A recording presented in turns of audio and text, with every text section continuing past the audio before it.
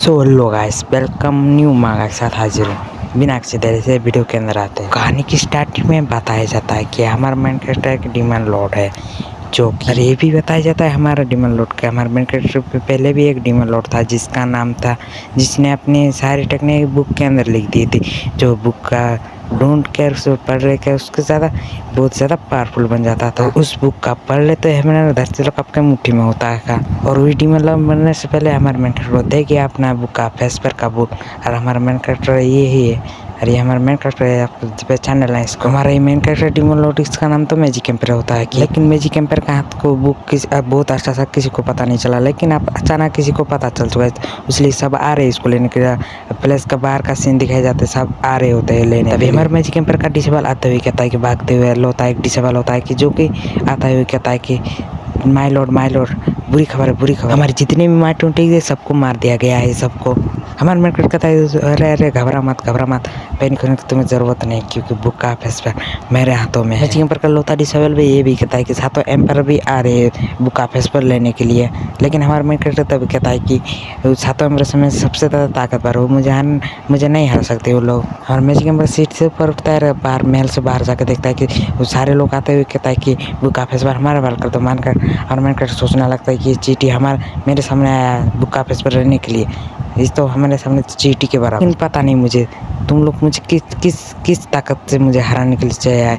और उसमें से एक बंदा कहता कि वो सबको मार डालता है। हमारा मेन कैरेक्टर चुन के किसी को भी नहीं छोड़ता है, जितने भी लोग थे सबको मार डालता है। हमारे मैजिक एम्पर मेन कैरेक्टर को ऊपर से बुलाता है, सातों एम्पर आ चुके होते हैं कि हमारा मेन कैरेक्टर ऊपर की तरफ भागते हुए कहता है कि ओ सातों एम्पर आ गए। सातों एम्पर से एक एम्पर कहता है कि हमारे बुक का फैसला हमारे वाल करते हो, तुम्हारे अभी भी तुम्हारे पास टाइम है। लेकिन हमारा मेन कैरेक्टर कहता है कि मैं नहीं दूंगा, तुम सातों एम्पर तुम्हारे सामने तो चीटी के बराबर हो, चीटी नहीं तो मैं तुम तो ईजी हरा सकता है तुम लोगों को। लेकिन सातों एम्पर से एक एम्पर बाहर आते हुए कहता है कि तुमको पता है अभी सिचुएशन क्या है, तुम सभी सारे तुम्हारे लोग दुश्मन बन चुके हैं, क्योंकि बुक का फैसला तुम्हारे हवाले है, तुम्हारे हाथों में है। तभी सातों एम्पर का लॉर्ड आता है, कहता है कि ये भी बताते हैं सातों एम्पर से सबसे ताकतवर भी आ रही, सातों एम्पर का लॉर्ड भी है। लेकिन हमारे मन को डर नहीं लगता, हंसते हुए कहता है कि अभी तुम मुझे नहीं हरा सकते। अरे हमारा मेन कैरेक्टर जोर से हंसने लगता है कि थोड़ी देर में खामोश भी हो जाता है, क्योंकि हमारे मेन कैरेक्टर के छाती से आर पर एक खंजर हो जाता है। हमारा मेन कैरेक्टर कहता है अपने से डिसाइपल से, क्या तुमने मुझे मारा? तुम ही होते जो बुक ऑफ पर हमारे सबको बता दिया। ये और कुछ नहीं किया था, ये हमारा डिसाइपल ने किया था उसके सीने से आर पार। और ये भी हमारे माउंटेड डी को भी सबको मार डालवा करा। लेकिन तुमने मुझे धोखा दिया डिसाइपल, में तुम्हें छोटे से पाल के रखा था।